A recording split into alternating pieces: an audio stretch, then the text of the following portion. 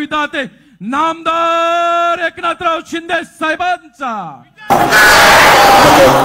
छत्रपती शिवाजी महाराज की जय। भवानी। धर्मवीर छत्रपती संभाजी महाराज की। हिंदू हृदय सम्राट बाळासाहेब ठाकरे यांचा। धर्मवीर आनंद दिघे साहेबांचा। महाजी शिंदे पुरस्कार विजेते एकनाथ शिंदे साहेबांचा। आणि आज थोर निरूपणकार तीर्थरूप नानासाहेब धर्माधिकारी यांची जयंती आहे, त्यांनाही मी विनम्र अभिवादन करतो। खरं म्हणजे आजच्या या काय एकनाथ पर्व इथं तर खरं म्हणजे जल्लोष कार्यक्रम पाहिजे होता। या कार्यक्रमाचं नाव खऱ्या अर्थाने जल्लोष ठेवायला पाहिजे होतं, कारण जो जल्लोष पाहतोय आज आपण नेहमी सर्वांना निवडणुकीला प्रचाराला बोलवतो, मिटिंगांना बोलवतो, सदस्य नोंदणी करायला सांगतो, कार्यकर्ते वाढवा, शिवसेना वाढवा, हे करा ते करा, पण खऱ्या अर्थाने आज सगळ्यांनी मनसोक्त असा आनंद या कार्यक्रमात मध्ये लुटण्याचा प्रयत्न केलाय। त्यामुळे या कार्यक्रमाचं नाव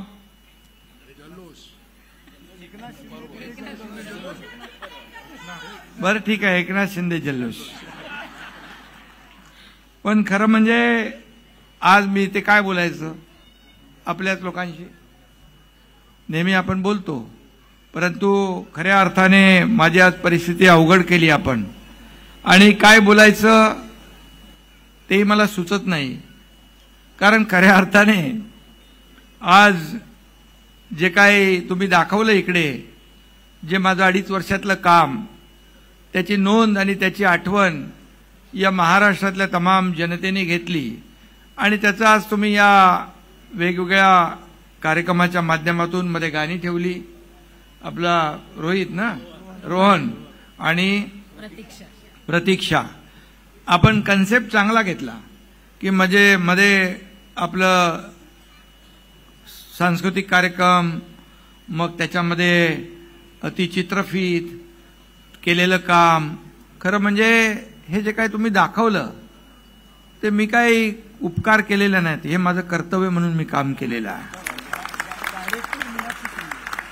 आणि संकल्पना आणि डायरेक्शन मीनाक्षीताईंचं आहे, त्यांचंही मी मनापासून अभिनंदन करतो।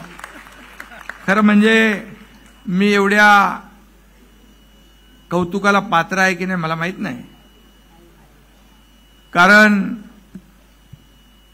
एकनाथ पर्व खरं म्हणजे मी एवढंच सांगतो की हे विकासाचं पर्व होतं, हे महाराष्ट्राच्या समृद्धीचं पर्व होतं, या महाराष्ट्रातल्या सर्वसामान्य लोकांच्या जीवनामध्ये आनंद भरणारं पर्व होतं।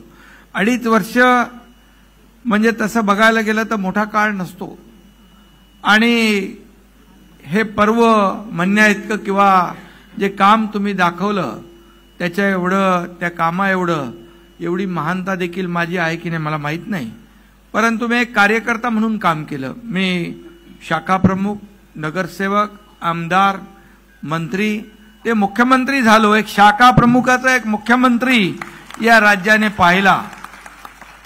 माझ्यामध्ये काय बदल आहे का? मुख्यमंत्री होतो तेव्हाही तसाच होतो, आमदार होतो तेव्हाही तसाच, आता मुख्यमंत्री म्हणजे मग सगळे म्हणायचे चीफ मिनिस्टर, मी म्हणायचो सीएम म्हणजे कॉमन मॅन। मी अनेक वेळा बोललोय ते। आता देवेंद्रजी मुख्यमंत्री आहेत, मी डीसीएम आहे। आता डीसीएम म्हणजे काय? Dedicated to common man. आता त्याचेच बॅनर सगळीकडे लागायला लागले।